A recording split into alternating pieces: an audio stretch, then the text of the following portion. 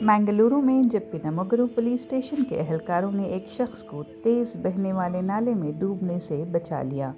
Pump well کے قریب سڑک کے پاس نالے میں شراب کے زیر اثر یہ شخص اپنا توازن کھو بیٹھا اور پانی میں جا گرا۔ شہر میں موسلا دھار بارش سے ندی نالے ویسے بھی خطرناک حد تک تیزی سے بہہ رہے ہیں۔ عینی شاہدین نے بتایا کہ اس شخص کے بہہ جانے کا خطرہ تھا۔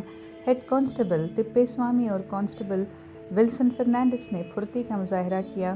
بروقت اور جرأتمندانہ کوشش سے ممکنہ حادثہ ٹل گیا۔